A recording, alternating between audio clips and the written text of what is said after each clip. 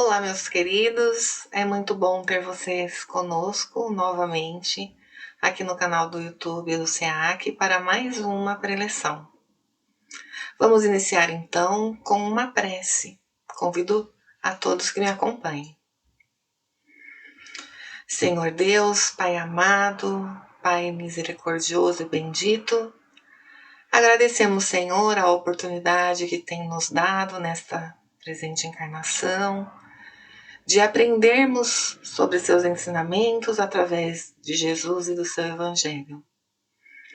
Pedimos, Senhor, nos auxilie nesse momento para que nossa compreensão alcance ainda mais desses ensinamentos e que nosso coração possa colocá-los em prática no nosso dia a dia. Muito obrigada. Muito bem. Que nosso Pai amado possa, então, através dos seus benfeitores espirituais, nos auxiliar na compreensão dos ensinamentos de Jesus. Hoje abordarei o capítulo 15 do livro O Evangelho segundo o Espiritismo, cujo tema é Fora da caridade não há salvação. Não esgotaremos esse assunto hoje, pois esse assunto é muito rico, muito importante e terá sua continuidade na próxima semana. O que queremos entender um pouco mais hoje? Sobre a salvação e sua relação com a caridade. O que é a salvação? Do que precisa um espírito para se salvar? E a quem devemos dirigir a nossa caridade? Vamos lá? Primeiro, contextualizando. Salvação, se buscarmos no dicionário, verificaremos que no sentido teológico significa a felicidade eterna obtida após a morte. O dicionário está baseado nas doutrinas católicas e evangélicas, pois se refere ao que acontecerá após a morte deste corpo atual, nesta encarnação, numa visão em que não existe reencarnação. E para a doutrina espírita, significa a mesma coisa? Também significa a felicidade eterna, mas não a obtida imediatamente após a morte deste nosso corpo físico, após a encarnação atual, e sim a felicidade que alcançaremos através da evolução que nós conquistamos a cada encarnação, em nossas muitas encarnações, e já a começar desta aqui. O texto intitulado No Estudo da Salvação, do livro Palavras de Vida Eterna, de Emmanuel, na psicografia de Chico Xavier, nos explica que salvação não é situar alguém em uma redoma de preguiça, à distância do suor da marcha evolutiva. Às vezes, achamos que é isso, ou desejamos isso. Queremos que alguém nos salve, nos tirando de todos os nossos problemas para passarmos a viver no paraíso da ociosidade. Emmanuel, neste texto, vai nos dizer que salvar é, sobretudo, regenerar, instruir, educar e se aperfeiçoar para a vida eterna. A doutrina espírita nos ensina que este céu da ociosidade não existe, que ninguém nos livrará de todos os riscos, nos proporcionando tranquilidade. Também nos ensina que existe uma escala de evolução para os espíritos, que todos fomos criados iguais, e aí está a justiça divina, e que temos como destino nos tornar espíritos puros, que no caminho nos desviamos, nos tornamos maus, orgulhosos e egoístas, mas todos chegaremos à perfectibilidade. E nesse ponto, sendo espíritos puros, alcançaremos a felicidade, ou, em outras palavras, estaremos salvos. A pergunta 967 do Livro dos Espíritos é: em que consiste a felicidade dos espíritos bons? Em conhecerem todas as coisas, em não sentirem ódio, nem ciúme, nem inveja, nem ambição, nem qualquer das paixões que ocasionam a desgraça dos homens. O amor que os une lhes é fonte de suprema felicidade. São felizes pelo bem que fazem. Importante. Repetindo, são felizes pelo bem que fazem. E fazer o bem é praticar a caridade. Então, esse é um exercício de dedução lógica. Se salvação é alcançar a felicidade. Se os espíritos bons são felizes pelo bem que praticam. E fazer o bem é praticar a caridade, então alcançamos a salvação através da caridade. É isso que esse capítulo do Evangelho segundo o Espiritismo vai nos ensinar. A caridade resume tudo, pois para praticar a caridade, vamos nos despindo de nossos defeitos e conquistando virtudes. Jesus nos deixou esse ensinamento muito claro, conforme registrado em Mateus capítulo 25, nos versículos 31 a 46. Está escrito: Então dirá o rei aos que estiverem à sua direita: Vinde, benditos de meu Pai, tomai posse do reino que vos foi preparado desde o princípio do mundo. Porquanto tive fome e me destes de comer, tive sede e me destes de beber, careci de teto e me hospedastes, estive nu e me vestistes, achei-me doente e me visitastes, estive preso e me fostes ver. Então responder-lhe-ão os justos: Senhor, quando foi que te vimos com fome e te demos de comer? Ou com sede e te demos de beber? Quando foi que te vimos sem teto e te hospedamos? Ou despido e te vestimos?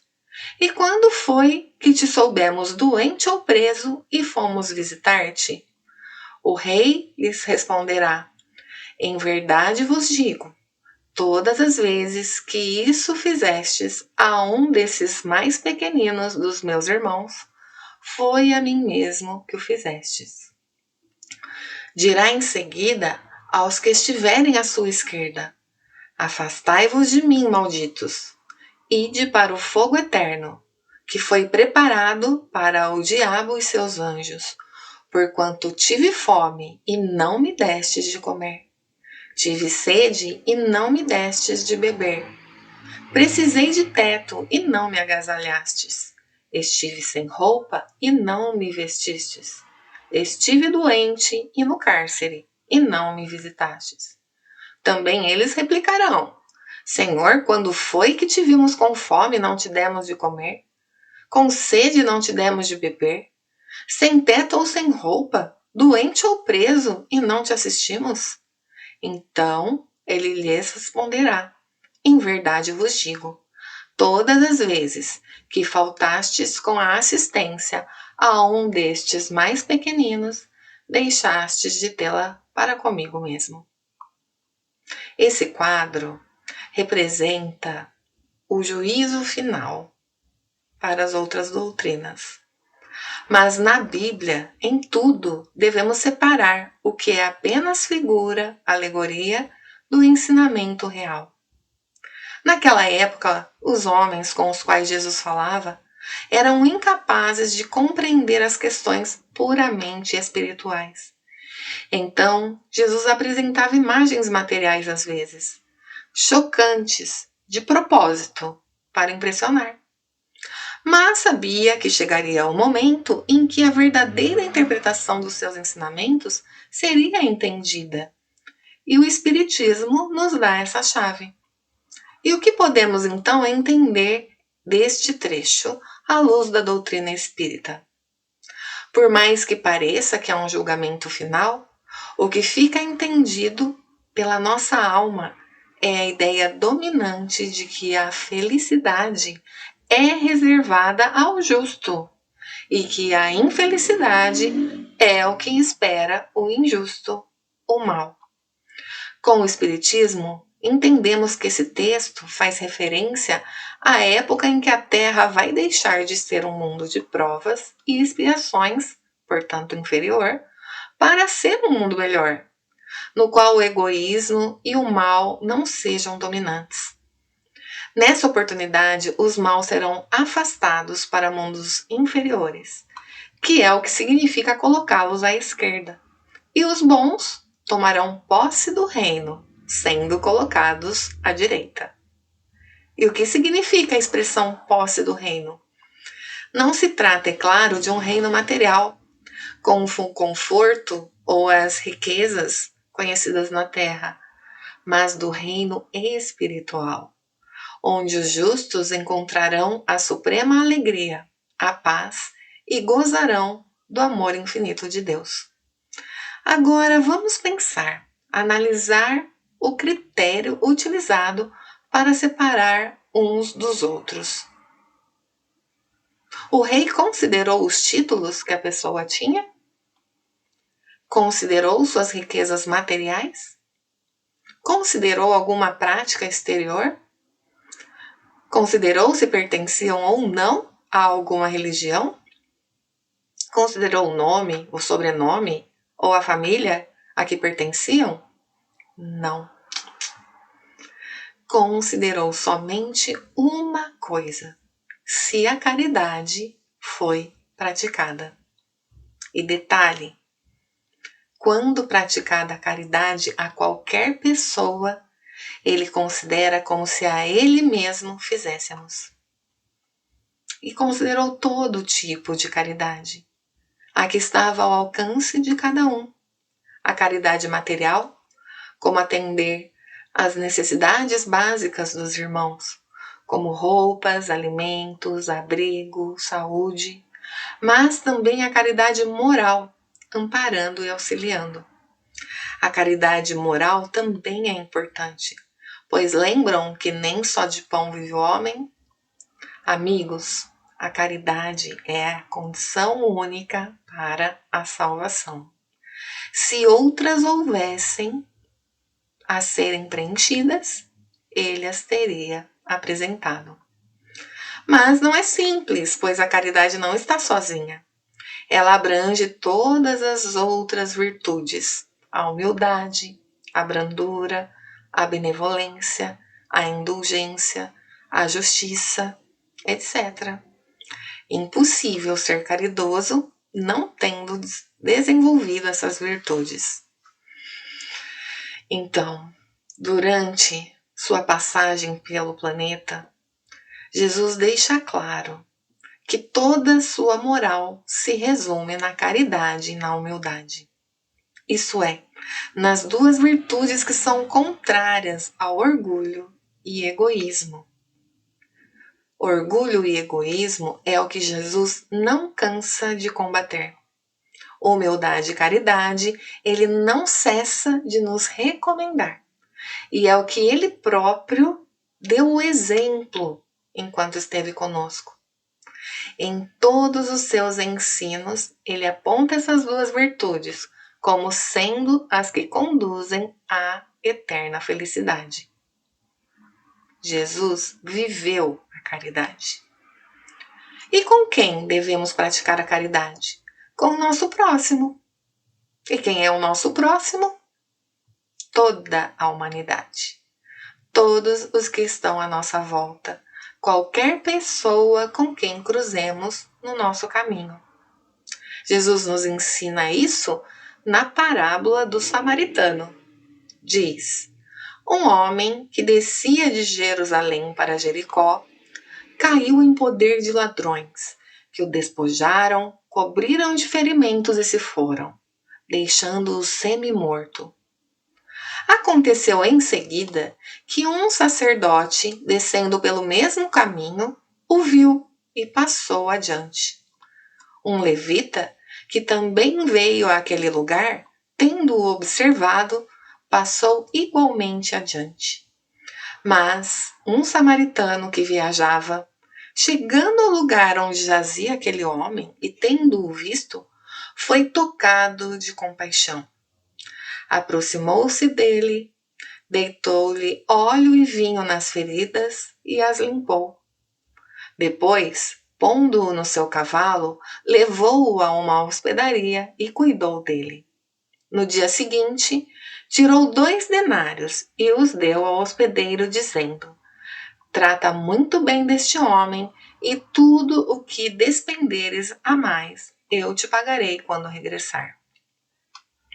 Qual desses 3 foi o próximo daquele que caíra em poder dos ladrões? Aquele que usou de misericórdia para com ele. Isso está registrado em Lucas, capítulo 10, versículos 25 a 37. Se lembrarmos da nossa citação anterior, como o rei separaria os personagens dessa parábola? Quem passaria à esquerda ou seria reconhecido como quem não ajudou o rei? O levita e o sacerdote. O sacerdote era um ministro religioso. O levita era descendente da tribo de Levi e eram responsáveis pelo templo. Ambos eram conhecedores da lei de Deus. Mas adianta conhecer, saber a fundo ou ter tudo de cor? Conhecendo, eles deveriam praticar, mas eles passaram de largo e ignoraram o homem caído. Quem passaria então à direita? Apenas o samaritano. O que era tão difícil para o povo judeu admitir, que responderam àquele que usou de misericórdia para com ele, ao invés de usar o nome do samaritano. Os samaritanos eram considerados heréticos, de má vida, mas, nessa história, foi o único que praticou o amor ao próximo. Foi o único que praticou a caridade. Os outros 2, ligados à prática religiosa, não praticaram a caridade. Por isso, seria ele o único que passaria à direita. E quando estamos praticando a caridade, estamos cumprindo o mandamento maior. E qual é esse mandamento? É amarás o Senhor teu Deus de todo o teu coração, de toda a tua alma, de todo o teu espírito, e amarás o teu próximo como a ti mesmo. O caminho que conduz a Deus passa, portanto, obrigatoriamente pelo nosso próximo. Como podemos amar a Deus a quem não vemos, se não conseguimos amar aqueles que estão conosco no caminho? Bom, o que entendemos então? Que a salvação do espírito depende do bem que se faz ao próximo e resume-se exclusivamente na prática da caridade por amor a Deus. Que não são as práticas exteriores ou os rótulos religiosos que nos conduzem à vida eterna. Que ama ao próximo como a si mesmo, aquele que faz para os outros todo o bem que para si próprio desejaria. Que quando amamos ao próximo, sendo caridoso com ele, estamos, na verdade, manifestando nosso amor a Deus. Ou seja, não podendo amar a Deus sem praticar a caridade para com o próximo, todos os deveres do homem se resumem nessa máxima. Fora da caridade não há salvação.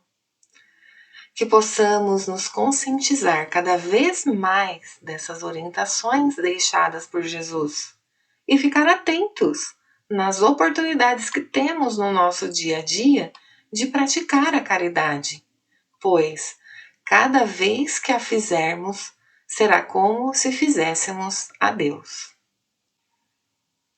Bom, convido a todos agora então a praticar um pouco a caridade através da vibração em favor do próximo.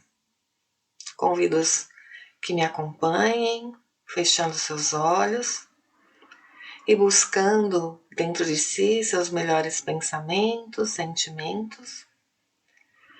Vibremos inicialmente em favor dos nossos familiares, daqueles que conosco convivem. Vibremos paz, harmonia, amor, para que o ambiente doméstico seja cada vez mais equilibrado.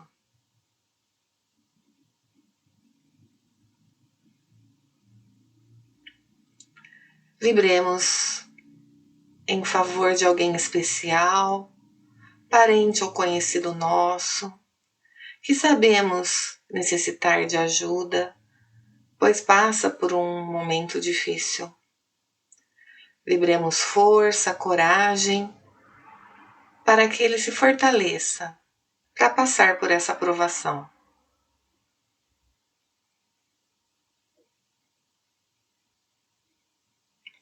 Vibremos também por alguém com quem estamos tendo algum tipo de problema. Vibremos perdão e entendimento,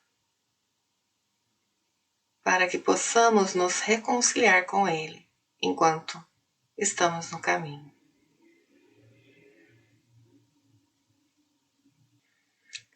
Muito obrigada, Pai, pela oportunidade de praticarmos a caridade através da vibração.